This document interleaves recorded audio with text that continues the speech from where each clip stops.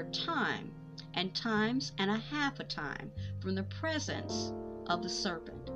The times here denote years. 1 time plus 2 times plus 1/2, half a time, equaling 3.5 years, the period of the Great Tribulation and the day of the Lord.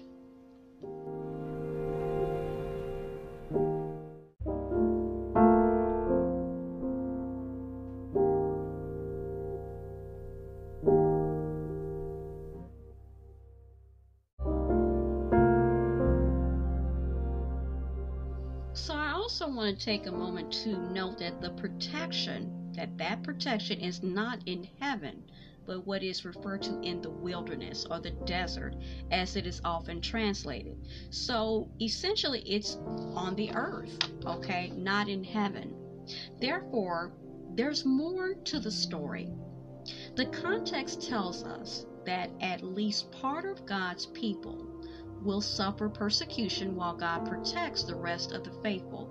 And it says here, and the dragon was enraged with the woman, and he went to make war with the rest of her offspring, who keep the commandments of God and have the testimony of Jesus Christ, found in verse 17. It is possible that the result of this persecution will be martyrdom. Okay, the Bible records many ways by which God protected his people in the past, but does not reveal specifically how, when, or where, or even all of the who he will protect in the end. However, we will, and we can have confidence that he will reveal what we need to know at the essential time. But in the meantime, our focus must be this, on the spiritual preparation for Christ's return and the establishment of our Father's kingdom. And there's a reference obviously at Matthew 24:38 through 51.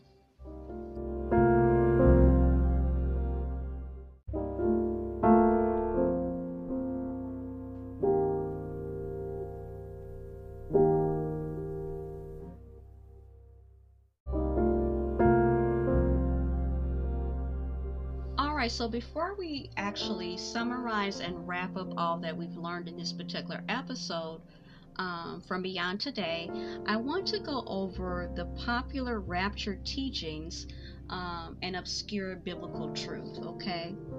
The most popular and widely believed version of the rapture theory has Jesus Christ miraculously resurrecting his people from an earth on the brink of tribulation.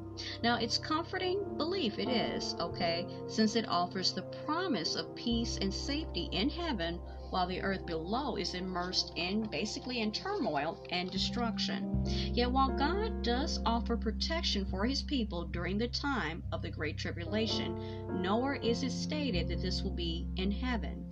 Rather, the prophetic outline makes it clear that believers do not ascend to meet Christ until he returns at the last of 7 trumpets, okay?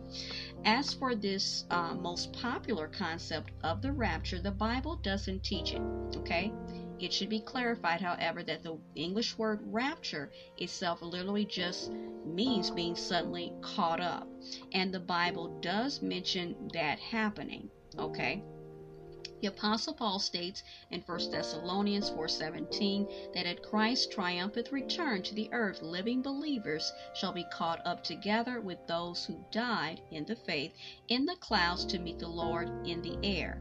Yet while the catching up of believers to meet Christ is certainly biblical, where many have placed the timing of this event with the rapture doctrine is not, okay? Most who espouse the rapture are more technically described as pre-tribulationists who believe in a pre-tribulation rapture, typically mistaken in thinking the tribulation is 7 years with it turning great at the halfway point. Now, there are also mid-tribulationists who believe in a mid-tribulation rapture, thinking the catching away occurs at the supposed halfway point, 3.5 years before Christ's return. Finally, there's other schools of thought are post-tribulationists who believe in a post-tribulation rapture, okay, wherein Christ